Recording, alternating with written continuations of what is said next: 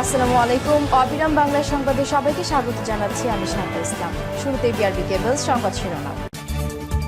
জানিয়ে দেব হাতে পাওয়া সর্বশেষ আন্তর্জাতিক গুরুত্বপূর্ণ সংবাদ। প্রথমে জানিয়ে দেব জম্মু কাশ্মীরে গোলাগুলি, অফিসার সহ 4 ভারতীয় সেনা নিহত।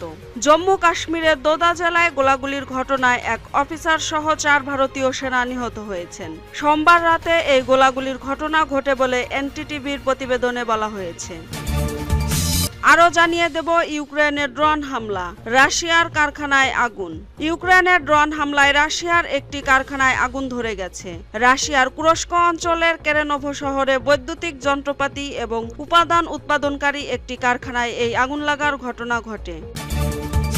এখন জানিয়ে দেব ট্রাম্পকে জয়ী করতে মাসে $45 মিলিয়ন দেওয়ার প্রতিশ্রুতি ইলন মাস্কের। টেক বিলিয়নিয়ার ইলন মাস্ক বলেছেন তিনি মার্কিন প্রেসিডেন্ট নির্বাচনে ডোনাল্ড ট্রাম্পকে সমর্থনকারী একটি নতুন তহবিলে প্রতি মাসে প্রায় $45 মিলিয়ন প্রতিশ্রুতি দেওয়ার পরিকল্পনা করেছেন।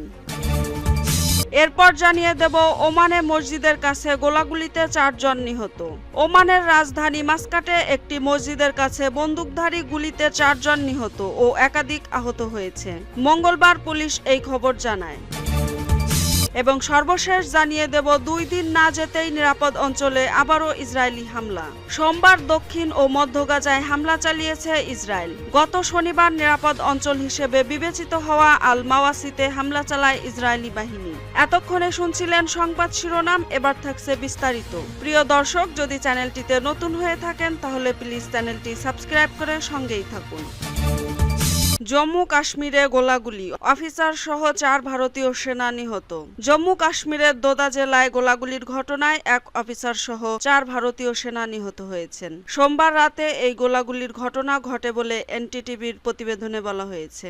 সেনাবাহিনী একটি অনলাইন পোস্টে জানিয়েছেন ক্যাপ্টেন ব্রিজেশ থাপা, নায়েক ডি রাজেশ, সিপাহী বিজেন্দ্র এবং সিপাহী অজয় দায়িত্ব পালনকালে তাদের জীবন দিয়েছেন। সেখানে বলা হয় সেনাবাহিনীর প্রধান জেনারেল উপেন্দ্র দ্বিবেদী ক্যাপ্টেন ব্রিজেশ থাপা, নায়েক ডি রাজেশ, সিপাহী বিজেন্দ্র এবং সিপাহী অজয়ের মৃত্যুতে গভীর সমবেদনা জানাচ্ছেন, যারা সন্ত্রাস বিরোধী অভিযান পরিচালনা করার সময় কর্মরত অবস্থায় তাদের জীবন দিয়েছেন। সেখানে হ্যাশট্যাগ দিয়ে আরও লেখা হয়, দোদা এই অঞ্চলে শান্তি নিশ্চিত করার জন্য ভারতীয় সেনা এই শোকের মুহূর্তে শোকাহত পরিবারের পাশে আছে। কর্মকর্তাদের মতে সন্ত্রাসীদের উপস্থিতি সম্পর্কে সুনির্দিষ্ট তথ্যের ভিত্তিতে ভারতীয় সেনাবাহিনী এবং জম্মু ও কাশ্মীর পুলিশের যৌথ অভিযান শুরু হয়। এই অভিযান শুরু হয় দোদার দেসা এলাকায়। এ ঘটনায় ভারতীয় সেনাবাহিনী সামাজিক মাধ্যমে এক পোস্টে জানায়, সশস্ত্র গোষ্ঠীদের উপস্থিতির সুনির্দিষ্ট তথ্য পেয়ে রাত 8:45টার দিকে দোদার দেসা বনে যৌথ অভিযান শুরু করে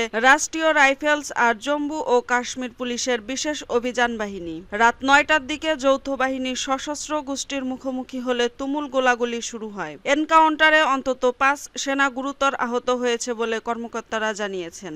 সিং জানিয়েছেন তিনি সেনাদের হারিয়ে গভীরভাবে শোকাহত। তিনি বলেন, জাতি আমাদের সেনাদের পরিবারের পাশে দৃঢ়ভাবে দাঁড়িয়ে আছে, যারা কর্তব্য পালনকালে তাদের জীবন উৎসর্গ করেছে। সিং আরও বলেন, সন্ত্রাস বিরোধী অভিযান চলছে। আমাদের সেনারা সন্ত্রাসবাদকে নির্মূল করতে এবং এই অঞ্চলে শান্তি ও শৃঙ্খলা ফিরিয়ে আনতে প্রতিশ্রুতিবদ্ধ। ইউক্রেনের ড্রোন হামলা, রাশিয়ায় কারখানায় আগুন। ইউক্রেনের ড্রোন হামলায় রাশিয়ার একটি কারখানায় আগুন ধরে গেছে। রাশিয়ার কুরস্ক অঞ্চলের কেরেনেভো শহরে বৈদ্যুতিক যন্ত্রপাতি এবং উপাদান উৎপাদনকারী একটি কারখানায় এই আগুন লাগার ঘটনা ঘটে। স্থানীয় সময় মঙ্গলবার ইউক্রেনের সীমান্তবর্তী অঞ্চলের অন্তর্বর্তী গভর্নর এই তথ্য জানিয়েছেন। টেলিগ্রাম মেসেঞ্জিং অ্যাপে গভর্নর আলেক্সি বলেন, হামলায় শ্রমিকদের কেউ আহত হননি। রাশিয়ার প্রতিরক্ষা মন্ত্রণালয় জানিয়েছে বিমান প্রতিরক্ষা ব্যবস্থা কুরস্ক অঞ্চলে 13টি ইউক্রেনীয় ড্রোন ধ্বংস করেছে। ট্রাম্পকে জয়ী করতে প্রতি মাসে $45 মিলিয়ন দেওয়ার প্রতিশ্রুতি ইলন মাস্কের। টেক বিলিয়নিয়ার ইলন মাস্ক বলেছেন তিনি মার্কিন প্রেসিডেন্ট নির্বাচনে ডোনাল্ড ট্রাম্পকে সমর্থনকারী একটি নতুন তহবিলে প্রতি মাসে প্রায় $45 মিলিয়ন প্রতিশ্রুতি দেওয়ার পরিকল্পনা করেছেন। ওয়াল স্ট্রিট জার্নাল তাদের প্রতিবেদনে বলেছে, ইলন মাস্কের অনুদান আমেরিকা পিএসসি নামে একটি রাজনৈতিক তহবিলে যাবে, যা নভেম্বরের সাধারণ নির্বাচনের আগে সুইং স্টেটের বাসিন্দাদের মধ্যে ভোটার নিবন্ধন নিবন্ধন, প্রারম্ভিক ভোটদান এবং মেল ইন ব্যালট প্রচারের কাজে লাগানো হবে। সাবেক প্রেসিডেন্ট ট্রাম্প পেনসিলভানিয়ার বাটলারে একটি রাজনৈতিক সমাবেশে গুলি থেকে বেঁচে যাওয়ার পর টেসলার প্রতিষ্ঠাতা শনিবার মার্কিন প্রেসিডেন্ট হিসেবে ট্রাম্পের প্রার্থিতাকে আনুষ্ঠানিকভাবে সমর্থন করেছেন। মার্কস সোশ্যাল মিডিয়া প্ল্যাটফর্ম এক্সে লিখেছেন, আমি প্রেসিডেন্ট ট্রাম্পকে সম্পূর্ণরূপে সমর্থন করি এবং তার আশু আরোগ্য কামনা করি। $250 বিলিয়ন আনুমানিক সম্পদ সহ বিশ্বের সবচেয়ে ধনী ব্যক্তি মার্কস 2024 সালের মার্কিন নির্বাচনের সময় ট্রাম্পের সাথে ক্রমবর্ধমান বন্ধুত্বপূর্ণ হয়ে উঠেছেন। ওমানে মসজিদের কাছে গোলাগুলিতে 4 জন নিহত।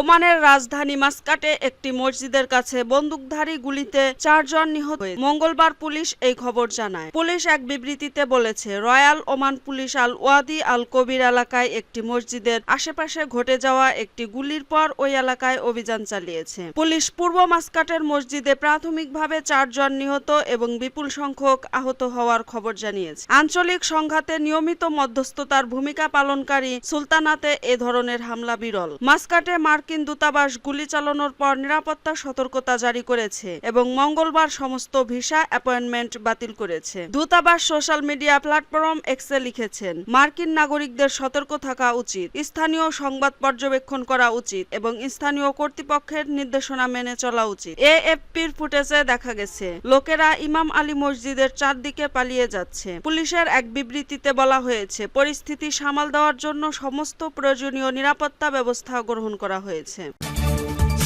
2 দিন না যেতেই নিরাপদ অঞ্চলে আবারও ইসরায়েলি হামলা। সোমবার দক্ষিণ ও মধ্য গাজায় হামলা চালিয়েছে ইসরায়েল। গত শনিবার নিরাপদ অঞ্চল হিসেবে বিবেচিত হওয়া আল মাওয়াসিতে হামলা চালায় ইসরায়েলি বাহিনী। এই হামলার 2 দিন না যেতেই আবার হামলা চালিয়েছে ইসরায়েল। বার্তা সংস্থা রয়টার্স জানিয়েছে, ফিলিস্তিনি প্রতিরোধ আন্দোলন হামাসের উপর আরও চাপ সৃষ্টির জন্যই এই কৌশল নিয়েছে দেশটি। গাজা উপত্যকার আল মাওয়াসিতে হাজারো বাস্তুচ্যুত ফিলিস্তিনি আশ্রয় নিয়েছিল। জায়গাটি ছিল তাঁবুতে পরিপূর্ণ। শনিবার ইসরায়েলের আকস্মিক হামলায় 90 জন নিহত এবং অন্তত 3 শতাধিক আহত হওয়ার খবর পাওয়া যায়। সোমবারের হামলায় ঠিক কতজন নিহত হয়েছে তা নির্দিষ্ট করে নিশ্চিত করেনি রয়টার্স। বাস্তুচ্যুত ব্যক্তিরা রয়টার্সকে জানিয়েছে, চতুর্দিকে ধ্বংসস্তূপের মধ্যে তারা এখন কোথায় যাবে সে সম্পর্কে কোনো ধারণা নেই। হামলার প্রত্যক্ষদর্শী আল মাওয়াসির বাজারে একজন বিক্রেতা রয়টার্সকে বলেন, ওই মুহূর্তে আমার পায়ের নিচের মাটি কেঁপে ওঠে এবং আকাশে প্রচন্ড ধুলাবালি ছড়িয়ে ছিটিয়ে মৃতদেহ